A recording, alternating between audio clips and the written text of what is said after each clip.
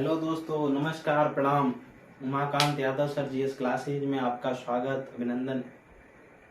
पिछली कक्षाओं में हमने संविधान के विदेशी स्रोत को और उनके समितियों को, उसके पहले गठन को, फिर उसके पहले शासन अधिनियमों को देखा, फिर संविधान में क्या चीजें हैं, कैसे पढ़ना है, इसको देखा। आज हम लोग संविधान के उद्देश्य के विषयों को रखेंगे, यानी उद्देशिका को रखेंगे। किसको? उद्देशिका। ठीक, किस चीज को रखेंगे? उद्देशिका को। आज हम लोग उद्देशिका के विषय को रखेंगे। उद्देशिका, उद्देशिका जो बाद में चल करके क्या बनी? प्रस्तावना बनी। उद्देशिका, उद्देशिका जो उद्देशिका या प्रस्तावना, इसको हम बाद में कह सकते हैं चल करके बनी, इस संविधान के एक आमुख की तरह है। ठीक, एक कहा जाए तो एक भूमिका है, एक आमुख की तरह है, जो संविधान के आदर्शों को, उद्देश्यों को क्या करती है? दिखाती है, प्रदर्शित करती है। क्योंकि हमने बताया था कि पिछली कक्षा में कि किसी भी चीज को पढ़ने के लिए या किसी भी चीज को जानने के लिए पहले हम अगर उसके विषय में जान लेते हैं, उसके हर तरकीब को जान लेते हैं। कि मान लीजिए मार्कर मिला और मार्कर को कैसे खोलना है, कैसे इसको चलाना है, कैसे लिखा जाता है, कैसे इसमें इंक डाला जाता है। ठीक, मार्कर कितने रंग के होते हैं, मार्कर कैसे चलाया जाएगा व्हाइट बोर्ड पे, कि कहाँ ये चलता है, इसका प्रारूप कैसे होता है। तो अगर इसकी कहानी को हम जान लेंगे, छोटे से एक पार्ट के बारे में इसके विशेष चर्चा को जानते रहेंगे, तभी अब इसको जब चलाएंगे और इसमें स्याही इंक डालना रहेगा, चाहे कुछ भी करना रहेगा, तो हम आसानी से कर सकते हैं। उसी प्रकार किसी भी चैप्टर को आप पहले से हिंदी या कुछ भी पढ़ते आए होंगे, तो उसका पहले पार्ट का सारांश पढ़ा जाता है, उसका उद्देश्य क्या है। ठीक, थोड़े से उसके मूल को, अर्थों को जानना होता है। अगर उसको जान लेते हैं तो हम उस चीज के विषय में भली भांति जान सकते हैं। ठीक, तो उद्देशिका संविधान की एक भूमिका है या आमुख की तरह है, जो संविधान के उद्देश्यों, उसके आदर्शों को क्या करती है? प्रदर्शित करती है। ठीक, तो हम लोग देखेंगे कि 13 दिसंबर 1946 को पंडित जवाहरलाल नेहरू ने संविधान का उद्देशिका, यानी संविधान क्यों बनाया जा रहा है, उसका उद्देश्य क्या, वो क्यों, कैसा कानून है उसका, कैसा शासन करना चाहता है, कैसी शासन व्यवस्था स्थापित करना चाहता है, उसकी सरकारें कैसी हैं, कैसे वो सरकार बनाना चाहता है, इन सारे चीजों का, वो नागरिकों को अपने अधिकार कैसा देना चाहता है, इन सारी चीजों का जो विवरण है वो हमारे संविधान की एक तरफ से कह लीजिए जो सब कुछ का निचोड़ है वो प्रस्तावना में। अगर हम प्रस्तावना को नहीं जानते तो हमको उस विषय में संविधान पढ़ डालेंगे, कुछ नहीं मतलब। प्रस्तावना ही उसका मूल है, और प्रस्तावना अगर याद नहीं हुई, प्रस्तावना अगर समझ में नहीं आया, तो फिर पढ़ने का कोई मतलब नहीं होता है संविधान। ठीक, तो इसलिए आपको प्रस्तावना याद भी रखना होगा। प्रस्तावना याद रखिए, प्रस्तावना के एक एक शब्द के विषय में हम चर्चा करेंगे। तो आज जानते हैं कि उद्देशिका 13 दिसंबर 1946 को पंडित जवाहरलाल नेहरू ने उद्देशिका को संविधान सभा में पेश किया, और संविधान सभा ने इस पर विचार विमर्श किया। 13 दिसंबर 1946 से विचार किया, और आगे चल करके 22 जनवरी 1947 को संविधान सभा ने इसे प्रस्तावना के रूप में दर्जा दे दिया। ठीक, बाद में प्रस्तावना में हमारे एक 42वां संविधान संशोधन 1976 के द्वारा इसमें शब्द भी जोड़े गए। 3 समाजवादी, पंथ निरपेक्ष और अखंडता शब्द जैसे जोड़े गए। ठीक, तो इसको भी देखा जाएगा कि कितनी बार संशोधन हुआ, क्या प्रस्तावना में हम संशोधन कर सकते हैं या नहीं। भारतीय विद्वानों का जो हैं, जो संविधान वेत्ता हैं, उनका कथन क्या है कि हमारी प्रस्तावना, किसी ने कहा कि एक आत्मा है संविधान की, किसी ने कहा कि एक किसी कड़ी पर खड़ी हुई अट्टालिका है। तो सारी चीजों को देखा जाएगा। पहले हम जानते हैं उद्देशिका के बारे में। ठीक, तो लिखेंगे इसमें प्रस्तावना संविधान के लिए, प्रस्तावना संविधान के लिए, प्रस्तावना संविधान के लिए, या उद्देशिका संविधान के लिए। ठीक, पहले उद्देशिका था और जब पारित हो गया तो प्रस्तावना बन गया। प्रस्तावना संविधान के लिए एक भूमिका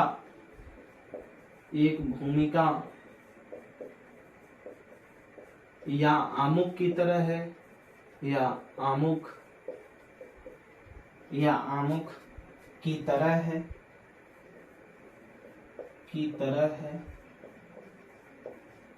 प्रस्तावना संविधान के लिए एक भूमिका या आमुख की तरह है, जिसमें संविधान के आदर्शों जिसमें संविधान के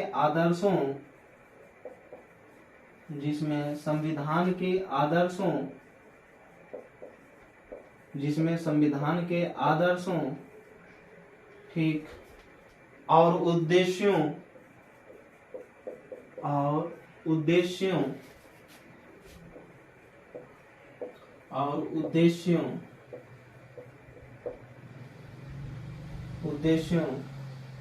शासन प्रणाली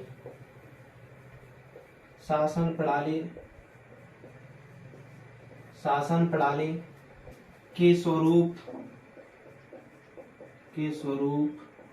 और संविधान लागू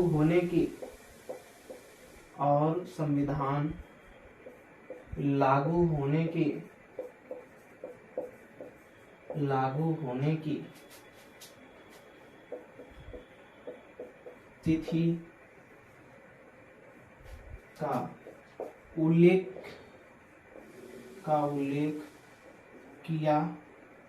का उल्लेख होता है। कहीं ये परिभाषाएं इस तरह से नहीं लिखी मिलेंगी, किताबों में कहीं नहीं मिलेगा। हमने बताया कि जो प्रस्तावना है संविधान के लिए एक भूमिका या आमुख की तरह है। ठीक, एक भूमिका का मतलब पूरी उसकी आधारशिला है या उसके मुख की तरफ है। उसका मुख यानी मुंह है, बताता है, उसका मुंह है कि मुख है कि वो बता रहा है कि हमारा संविधान कैसा है। ठीक, आमुख की तरह है जिसमें संविधान के आदर्शों संविधान के आदर्शों और उसके उद्देश्यों का और उसके शासन प्रणाली के और उसके स्वरूप को और संविधान के लागू होने की क्या बताता है, तिथि को उल्लेख मिलता है या किया है। ठीक, इसमें है प्रस्तावना में, ये उद्देशिका है। आगे की तरफ इसमें देखेंगे, लिखेंगे इसमें हम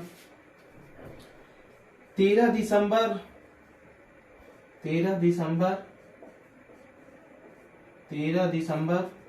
1946 को क्या हुआ। 13 दिसंबर 1946 को पंडित जवाहरलाल नेहरू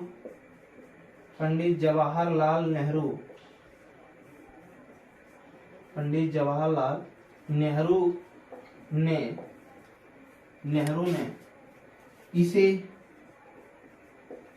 संविधान सभा में पेश किया। ठीक, फिर क्या हुआ, 22 जनवरी, आगे लिखेंगे, तिथि इंपॉर्टेंट है, 22 जनवरी 1947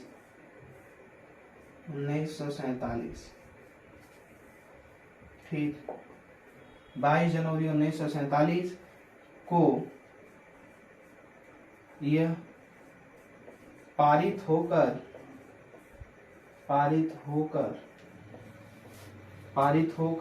प्रस्तावना बना, यानी हमारे संविधान का क्या बना, प्रस्तावना बना। यही उद्देश्य का। ठीक, यहाँ तक नोट कर लिए होंगे आशा है। और ये दोनों तिथियों को याद रखेंगे। 13 दिसंबर 1946 को पेश किया गया, संविधान सभा की तीसरी बैठक थी। फिर लास्ट में 22 जनवरी 1947 को ये क्या हुआ, पारित हुआ। कौन, उद्देशिका। ठीक, कुछ लोग पूछते हैं कि ये उद्देशिका को प्रस्तावना क्यों कहा जाता है, तो आप उसको बताएंगे। जब तक पारित नहीं हुई थी संविधान सभा के द्वारा, तब तक वो उद्देशिका थी। इसके बाद क्या हो गया, प्रस्तावना। ठीक, उद्देशिका 13 दिसंबर 1946 को थी, 22 जनवरी 1947 को क्या हो गई, प्रस्तावना हो गई। ठीक, आगे की तरफ हम देखेंगे। अब उद्देशिका में अब क्या, प्रस्तावना को जाना जाए। ठीक, प्रस्तावना प्रस्तावना, प्रस्तावना, प्रीएम्बल, प्रीएम्बल, प्रीएम्बल, ठीक, प्रस्तावना, प्रस्तावना। हम प्रस्तावना को लिखेंगे, आप लोग भी लिखेंगे, ठीक, क्योंकि प्रस्तावना को लिखा नहीं जाएगा तो उसके बारे में समझ में ही नहीं आ सकता। हम थोड़ा छोटे में लिखेंगे, आपको अगर नहीं समझ में आएगा तो आप जो है थोड़ा उसको बड़ा में लिखिएगा, ठीक, दिखाई नहीं देगा तो किताब का सहारा ले लीजिएगा, क्योंकि समझाएंगे बाद में। लिखेंगे, हम भारत के लोग, हम भारत के लोग, हम भारत के लोग, ठीक, भारत को, भारत को, हम भारत के लोग भारत को एक संपूर्ण प्रभुत्व संपन्न, एक संपूर्ण प्रभुत्व संपन्न, प्रभुत्व संपन्न, प्रभुत्व संपन्न समाजवादी, समाजवादी, समाजवादी, पंथ निरपेक्ष, पंथ निरपेक्ष, ठीक, समाजवादी, पंथ निरपेक्ष, लोकतांत्रिक, लोकतांत्रिक, गणराज्य बनाने के लिए, बनाने के लिए, लोकतांत्रिक गणराज्य बनाने के लिए तथा उसके समस्त नागरिकों को, तथा उसके समस्त नागरिकों को, समस्त नागरिकों को, उसके समस्त नागरिकों को, तथा उसके समस्त नागरिकों को सामाजिक, आर्थिक को, सामाजिक, आर्थिक, राजनैतिक,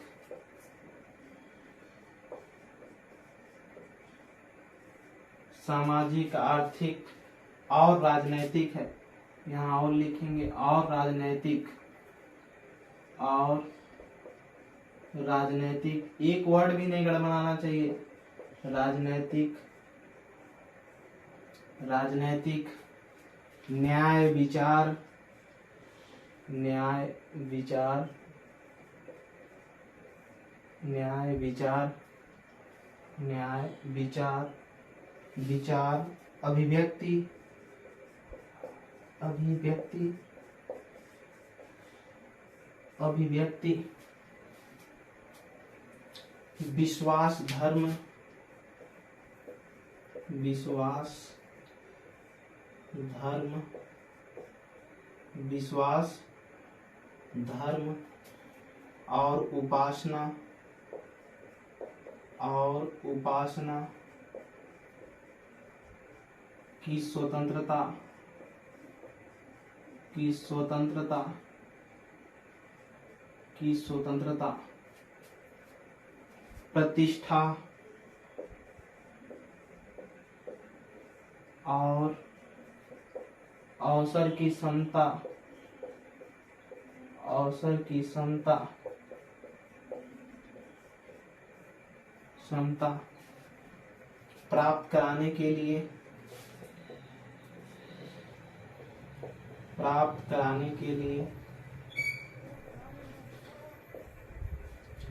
अवसर की समता प्राप्त कराने के लिए उन सब में, उन सब में, उन सब में व्यक्ति की गरिमा, व्यक्ति की गरिमा, व्यक्ति की गरिमा और राष्ट्र की एकता, और राष्ट्र की एकता, राष्ट्र की एकता और अखंडता, और अखंडता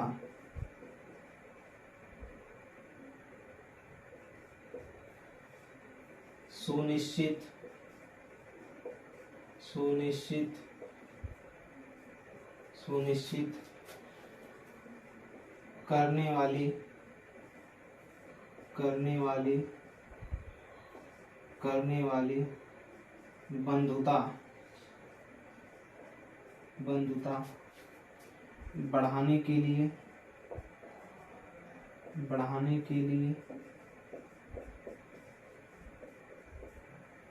राष्ट्र की एकता और अखंडता सुनिश्चित करने वाली बंधुता बढ़ाने के लिए आज दृढ़ संकल्प होकर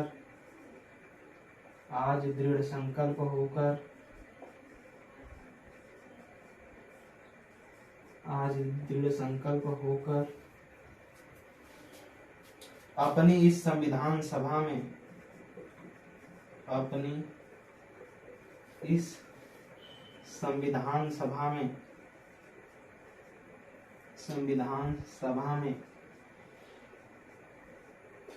संविधान सभा में आज तारीख 26 नवंबर 1949 कोष्टक में मिति मार्ग शीर्ष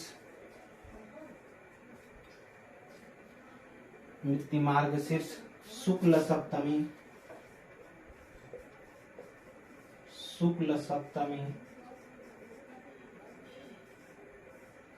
एतत्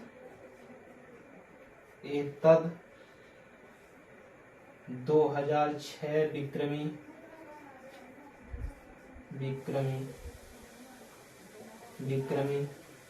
को एतद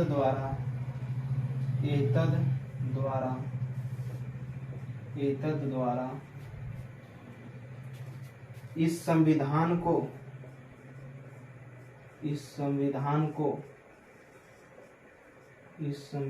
को अंगीकृत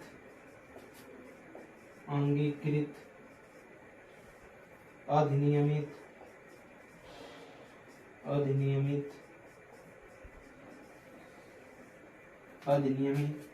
और आत्मर्पित करते हैं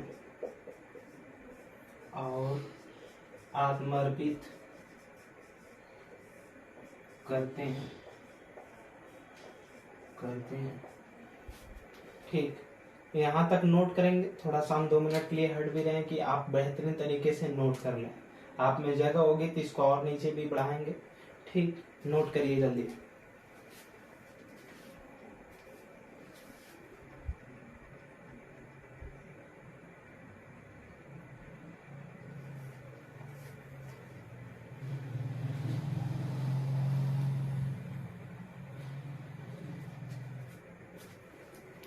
आशा है कि नोट कर लिए होंगे और हम लोग अब देखेंगे एक एक शब्दों के बारे में इनमें चल करके। ठीक, जो संविधान है शुरू से पहले बताता है कि हम भारत के लोग। कौन?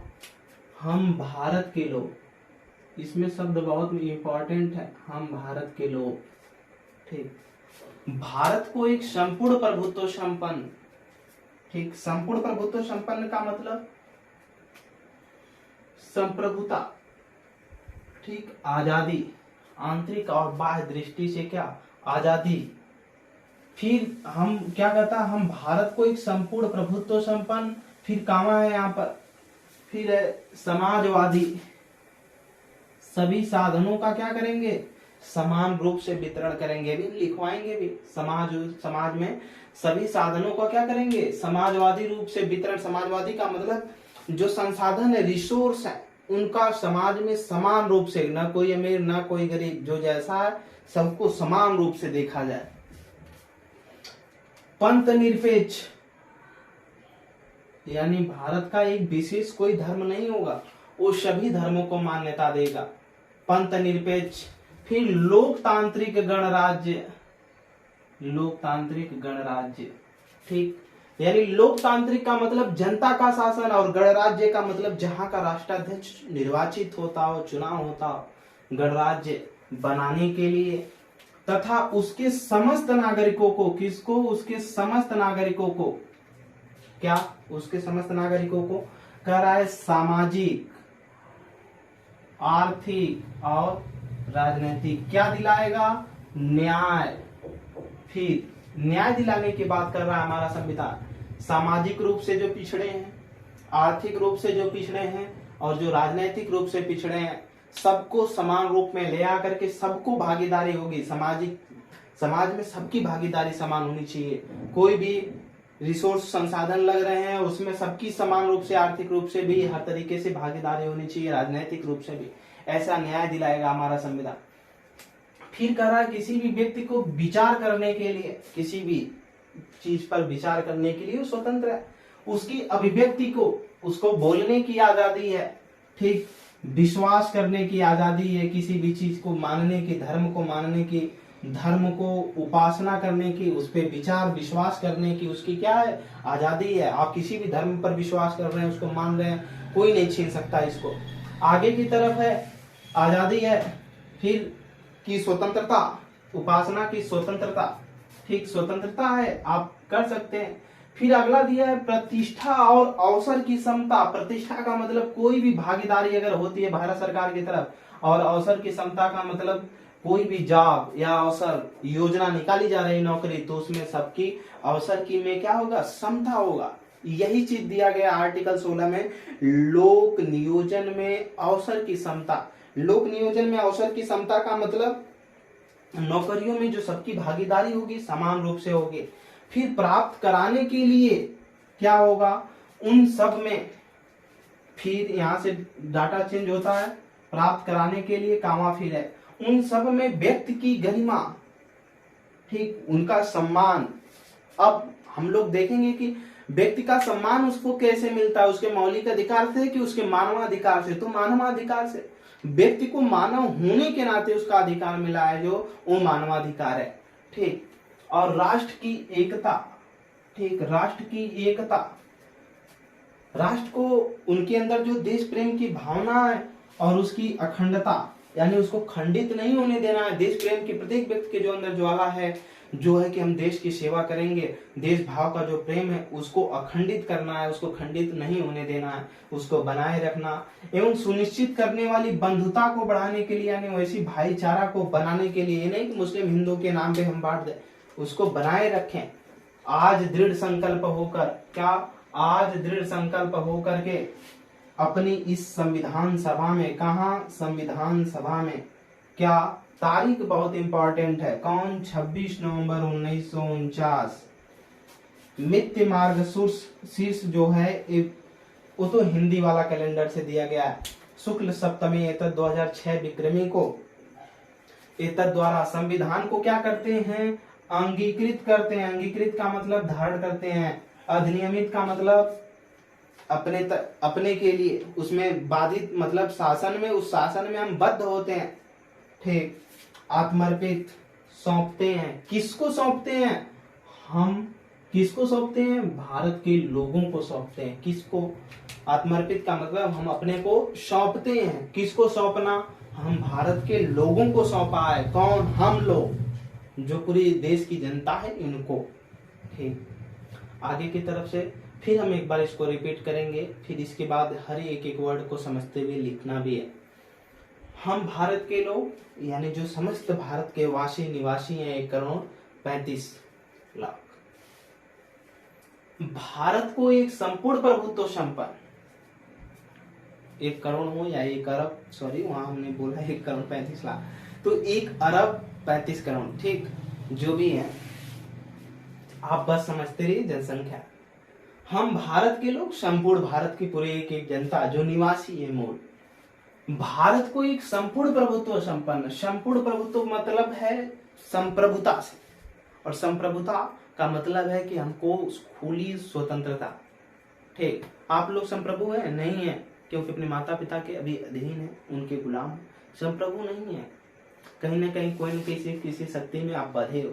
संप्रभु वो है जो आंतरिक और बाह्य दृष्टि से दोनों तरीके से, यानी बाहर से भी और अंदर के तरीके से, अंदर है तब भी उसको सामाजिक रूप से, आर्थिक रूप से, राजनीतिक रूप से स्वतंत्र होना होगा। बाहर है तब भी उसको सामाजिक रूप से, आर्थिक रूप से और राजनीतिक रूप से क्या होना होगा, स्वतंत्र होना होगा।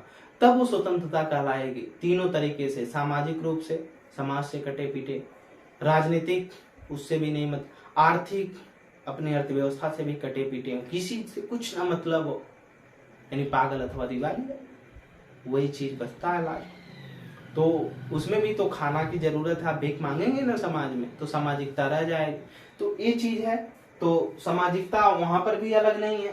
तो यहाँ पर हम कह सकते हैं कि संपूर्ण प्रभुत्व संपन्न का मतलब जो आंतरिक और बाह्य दृष्टि से स्वतंत्र हो कोई भी निर्णय लेने में। ठीक, आजादी के पहले हमने देखा 15 अगस्त 1947 के पहले भी भारत संप्रभु नहीं था और उसके बाद भी नहीं था। 15 अगस्त 1947 को हमारा भारत जब संविधान में पूर्ण रूप से लागू हो गया 26 जनवरी 1950 को, तब जाकर के संप्रभु यानी गणतंत्र घोषित हुआ। ठीक, तो संपूर्ण प्रभुत्व संपन्न का मतलब होता है आजादी, संप्रभुता। समाजवादी की बात करता है हमारा संविधान। कौन से समाजवाद की?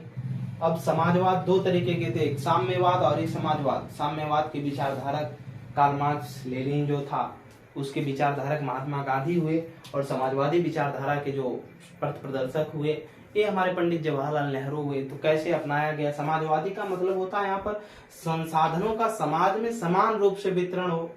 कोई भी चीज अगर भारत में पैदा होती है तो उसका समान रूप से सबको मिलना चाहिए, यही समाजवादी अर्थव्यवस्था।